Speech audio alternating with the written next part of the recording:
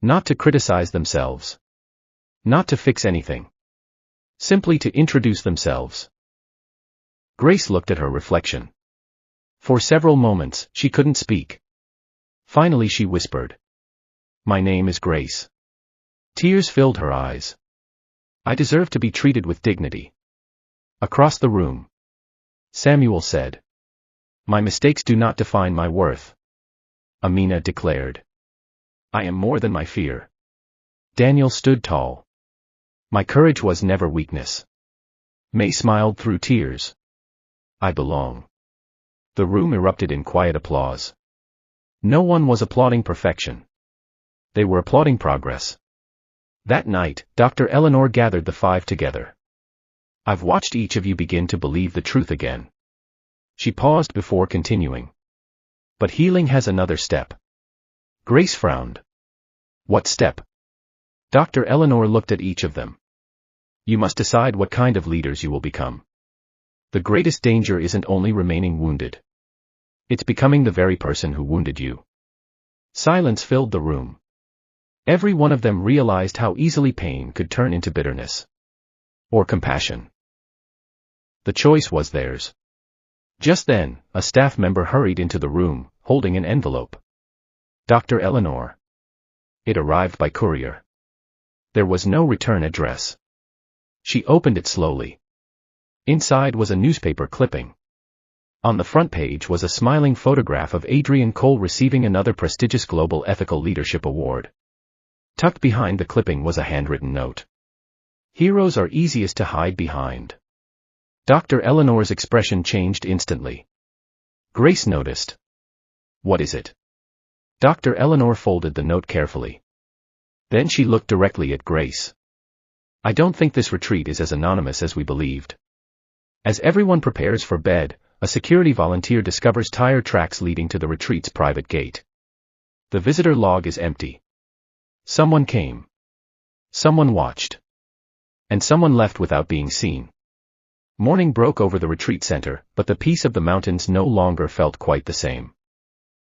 The discovery of fresh tire tracks outside the private gate had unsettled everyone. No one knew who had come. No one knew whether they had been seen. And no one knew if the visit was a coincidence. Grace stood by the window of her room, watching the sunrise. For years, fear had dictated every decision she made. She had learned to stay quiet. To apologize first. To question herself before questioning anyone else. Now, for the first time, she asked herself a different question. What would I do if I wasn't afraid? After breakfast, Dr. Eleanor gathered the group in a circle. I know some of you are frightened after last night's discovery, she said. But today, we are going to learn something your abusers never wanted you to discover. She wrote 3 words on the board. Healthy boundaries matter. She continued. Many people confuse kindness with surrender. They are not the same. You can be compassionate without allowing yourself to be mistreated. Samuel raised his hand. I always believed saying no was dishonoring my leaders. Dr. Eleanor smiled gently. Saying no to abuse is not rebellion. It is wisdom.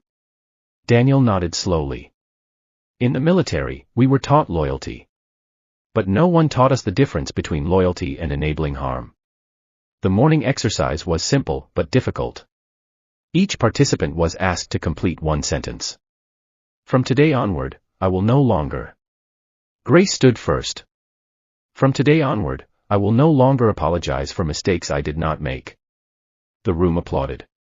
Samuel spoke next.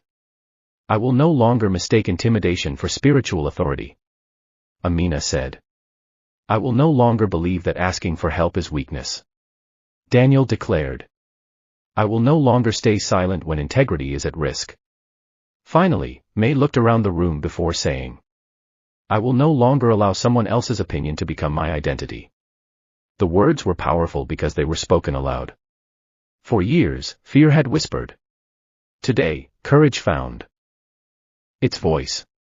Later that afternoon, Dr. Eleanor divided the participants into pairs. Grace was paired with May. They were given one task. Tell each other about the person you were before the abuse began.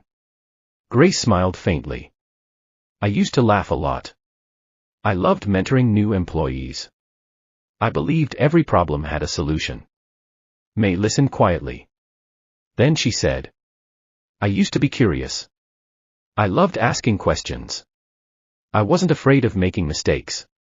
Grace looked at her. Do you think those people are gone? May thought for a moment. No. I think they're waiting for us. Across the retreat, Samuel and Daniel walked along a forest trail. I've been angry for a long time, Samuel admitted. Daniel nodded. So have I. I wanted my commander to suffer the way I suffered. Samuel looked down. I prayed for justice. But if I'm honest, I also prayed for revenge. Daniel stopped walking. My grandfather once told me something I'll never forget. If pain is all you carry, pain is all you'll give away. The two men stood in silence, allowing those words to sink in. That evening, the participants gathered around a campfire. One by one, they threw their first sheets of paper, the pages filled with cruel words from their abusers, into the flames. Grace watched hers burn. You're not good enough. Gone. You'll never succeed. Gone. No one else would hire you. Gone. Tears streamed down her face. Not because she had forgotten the words, but because she no longer believed them. The others did the same. The fire became a symbol. Not of erasing the past, but of refusing to let it rule the future. As the flames died down, Dr. Eleanor spoke. There is one final lesson before you leave this retreat. You have learned how to survive. You have begun to heal. But healing is not the end. It is preparation. Grace frowned. Preparation for what? Dr. Eleanor smiled. For purpose. She looked around the circle. The world doesn't only need survivors. It needs people courageous enough to become the leaders they once wished they had. Those words settled deeply into every heart. Later that night, Grace returned to her room. An envelope had been slipped under her door. There was no name. No address. Inside was a single photograph. It showed Michael standing with several employees outside the company building. Grace looked closer. One face in the background caught her attention. It wasn't an employee. It was Dr. Eleanor. She turned the photograph over. On the back was a handwritten message. Michael believed the truth would one day come to light. He left something behind, not for revenge, but for justice. Before Grace could process what she had read, there was a knock on her door. She opened it. Dr. Eleanor stood there, her face unusually serious. I've just received a phone call. Grace's heart began to race. What happened? Dr. Eleanor took a slow breath. The Foundation's secure archive has been broken into. They didn't steal money. They didn't take computers. They took only one file. Grace's voice barely rose above a whisper. Which file? Dr. Eleanor looked directly into her eyes. Michael's. The diary was still safe. But every other document connected to his case had disappeared. Someone wasn't trying to erase the past. Someone was trying to stop the future. As Grace clutches Michael's diary, a folded note slips from between its final pages. It contains only a map and a handwritten instruction. If anything happens to me, go to the lighthouse. The last truth is buried there. Grace held the folded map with trembling hands. The ink had faded with time, but one phrase remained perfectly clear. If anything happens to me, go to the lighthouse. The last truth is buried there. She looked at Dr. Eleanor. Did Michael ever tell you about this? Dr. Eleanor slowly shook her head. No. He always believed someone would eventually discover the truth. She gently touched the diary. But he never told me where he had hidden it. Grace folded the map carefully and slipped it into her journal. I think he knew someone else would finish what he started. The retreat ended the following morning. There were no grand speeches. No dramatic farewells. Just quiet hugs. Tears. And promises. Samuel embraced Grace. We're not strangers anymore. No, Grace smiled. We're survivors. Amina joined them. And now we're witnesses. Daniel added. Let's promise something. If any one of us begins to believe the lies again, the others will remind them of the truth. Everyone agreed. For the first time in years, they weren't walking away alone. Weeks passed. Life resumed. Grace returned to the company. The same building. The same elevator. The same office. But something inside her had changed. When Adrian Cole criticized her during a staff meeting, she listened without lowering her head. His words still hurt. But they no longer defined her. That small change did not go unnoticed. Adrian studied her for a moment. Then smiled.